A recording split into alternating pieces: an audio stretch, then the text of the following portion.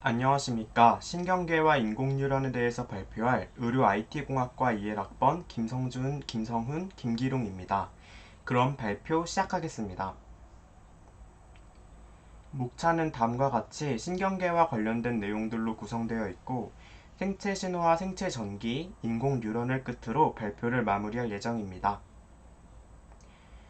우선 뉴런에 대해서 말씀드리도록 하겠습니다. 뉴런은 신경의 가장 작은 단위로 자극과 흥분을 전달하는 역할을 합니다. 신경세포나 신경원이라고도 불리고 오른쪽 사진과 같이 신경악교세포와 함께 신경계와 신경조직을 이룹니다. 길이는 길고 굵기도 굵어서 맨눈으로도 볼 수 있다는 특징을 가지고 있습니다. 다음으로 신경과 신경계에 대해 말씀드리도록 하겠습니다. 신경계는 뇌와 척수로 구성된 중추신경계와 말초신경계로 나눌 수 있습니다. 여기서 말초신경계는 다시 자율신경계와 체성신경계로 나눌 수 있는데 체성신경계는 골격근과 같은 신경이며 자율신경계는 교감신경과 부교감신경으로 나눌 수 있습니다. 자율신경계는 대뇌의 지배를 받지 않고 중간뇌, 연수, 척수의 명령을 받는다는 특징이 있습니다. 다음은 신경 전달입니다. 신경 전달의 과정은 다음과 같습니다. 신경 전달 물질은 맨 처음 시냅스 전 신경세포에서 합성되어 축사돌기 말단 부위에서 방출됩니다. 그 후 신경 전달 물질은 시냅스 후 신경세포의 가지줄기에서 해당 물질을 수용하는 수용체와 결합해 활성화시킵니다. 이 과정을 통해 새로운 신호가 발생되고 앞서 설명했던 진행 과정이 다시 반복되는 것입니다. 다음은 신경 전달에 이용되는 물질의 종류에 대해 말씀드리겠습니다. 먼저 아미노산 계열입니다.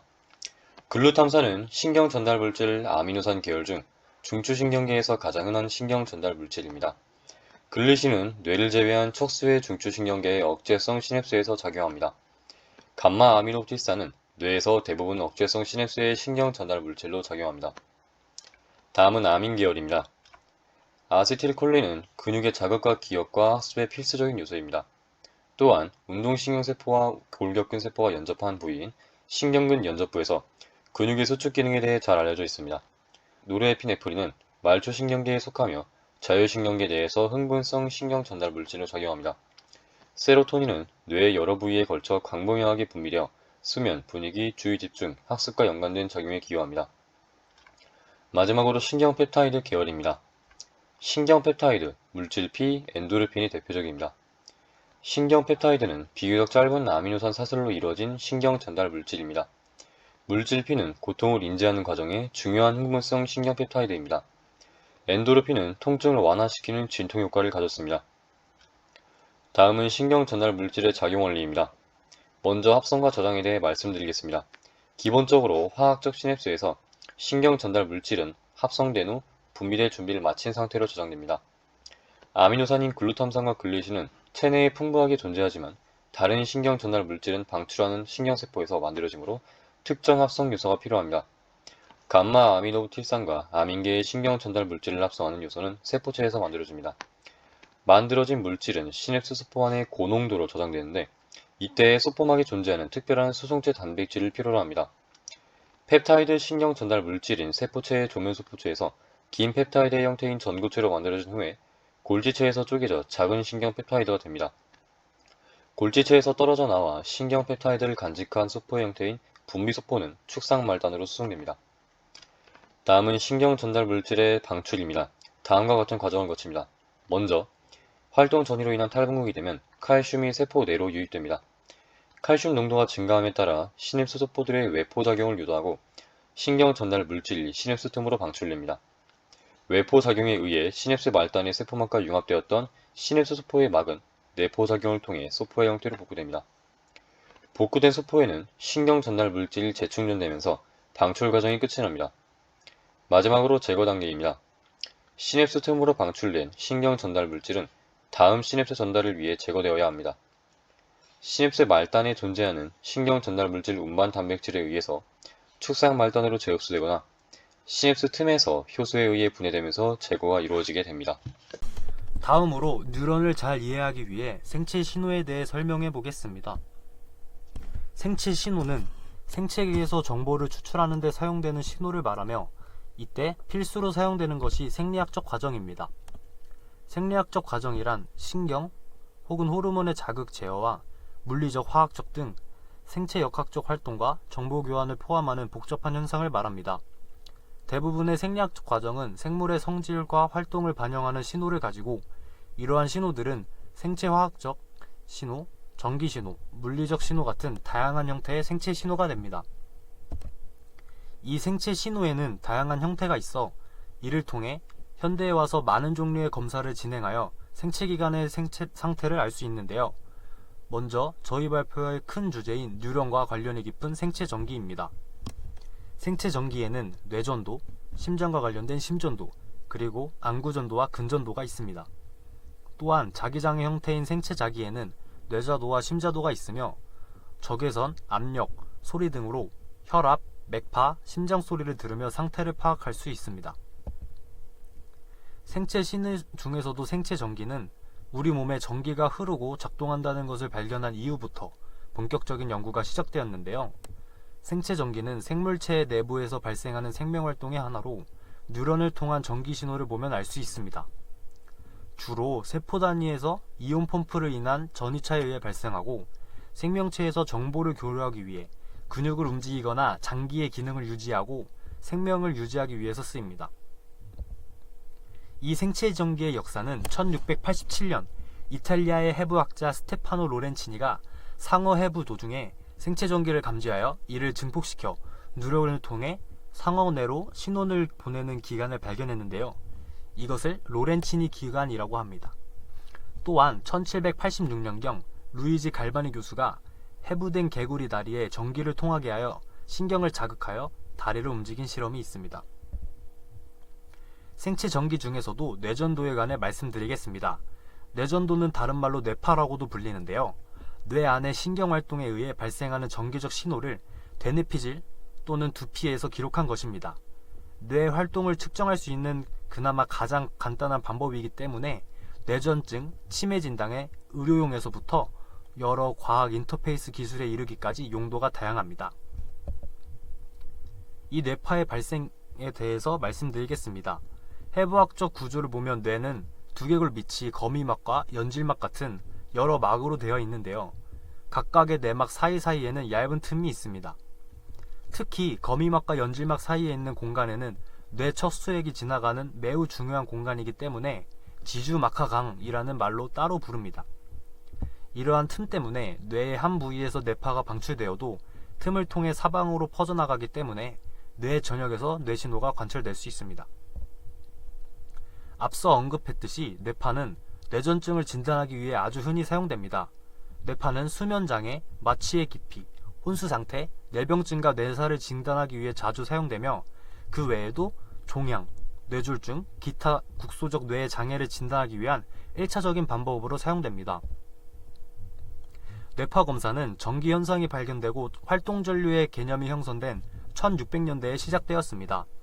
뇌파 검사는 두피의 여러 부위에 부착한 전극을 통하여 두뇌에서 뉴런들의 활동에 수반하여 생성되는 자발적 전기적 활동을 일정 시간에 걸쳐 뇌의 주파수에 사용하여 비침습적 방법으로 측정하는 것을 의미합니다.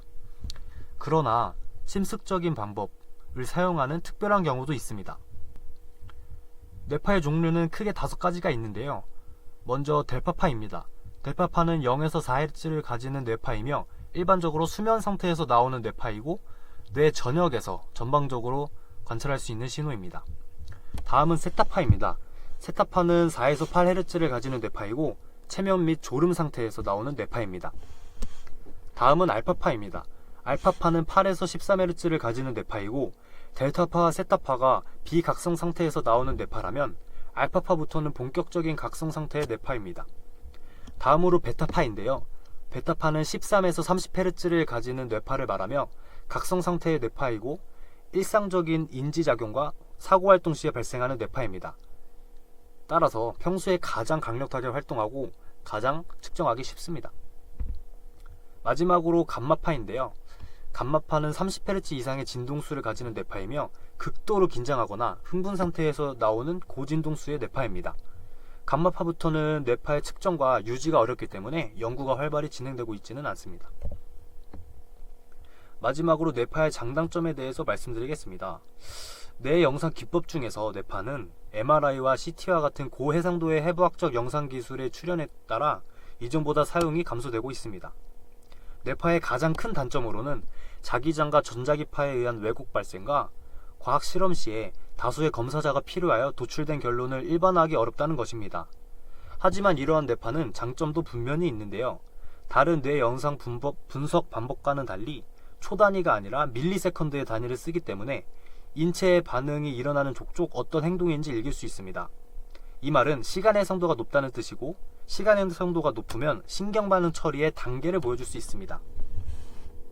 따라서 뇌파는 여전히 중요하게 사용될 수 있습니다. 자, 다음은 인공 뉴런에 대해서 알아보는 시간을 가지도록 하겠습니다. 인공 뉴런은 인공신경의 구조를 이루는 단위입니다. 인간의 사고와 인지에 관심이 있던 학자와 새로운 계산 모델에 관심을 갖고 있던 학자들이 신경 해부학적 사실을 토대로 하여 간단한 연산 기능만을 갖는 처리기, 인공 뉴런을 고안하였고, 이러한 처리기들을 가중치를 갖는 데이터 통로로 연결한 네트워크 형태의 계산 모델을 제안하였습니다. 이렇게 제안된 모델을 인공신경망이라고 합니다. 인공신경망은 단순히 연산 기능을 가지고 있는 수많은 인공뉴런들이 서로 연결되어 정보를 저장하고 처리한다는 특징을 가지고 있습니다. 인공뉴런을 조사하다 보니 퍼셉트론이라는 것도 알게 되었는데요. 퍼셉트론은 생물학적인 뉴런의 작동 방식을 인공적으로 만들어내어 구조와 기능은 비슷하지만 수학적인 개념에 가깝기 때문에 인공 뉴런과 차별화되어 있습니다. 이러한 인공신경망이 어떻게 발견이 되었을까요? 수많은 분야에서 인공신경망을 새로운 돌파구 또는 방법론으로서 인식을 했습니다. 그래서 인간의 두뇌와 신경세포 모델을 복사해서 네트워크의 기반을 구성하였고, 1940년대에 맥콜로치와 피츠가 뉴런의 모형을 시각화함으로써 인공신경망을 가시화했습니다. 이듬해에 헤베 이론과 함께 점화하는 세포들은 연결된다 라는 것과 관련된 실험을 했던 캐나다의 심리학자 도널드 올딩헤브가 연결 강도 조정을 위한 학습 규칙을 기술했습니다. 그리고 1957년에 와서 로센블렛이 아까 말씀드렸던 퍼셉트론의 모형을 고안했습니다. 인공신경망이라고 할지라도 장단점은 존재합니다. 우선 결과를 단순화시키기 위해 과정과 설명이 부족하다는 단점이 있습니다. 또 비슷한 알고리즘 내에 있는 학습 자료가 반복이 된다면 일정한 해답에 수렴화된다는 단점이 있습니다. 단순화가 된다는 것이죠. 이에 반해 다양하고 복잡한 문제에 대해 우수한 결과가 도출된다는 장점도 있을 뿐만 아니라 연속적이고 불연속적인 자료, 예를 들어 약간 무한급수와 같은 자료에 적용이 될 수 있습니다. 출처는 다음과 같으며 오늘 발표에 대해 질문을 하고 싶으시다면 아래의 링크를 참고해주세요. 이상으로 발표를 마무리하도록 하겠습니다. 감사합니다.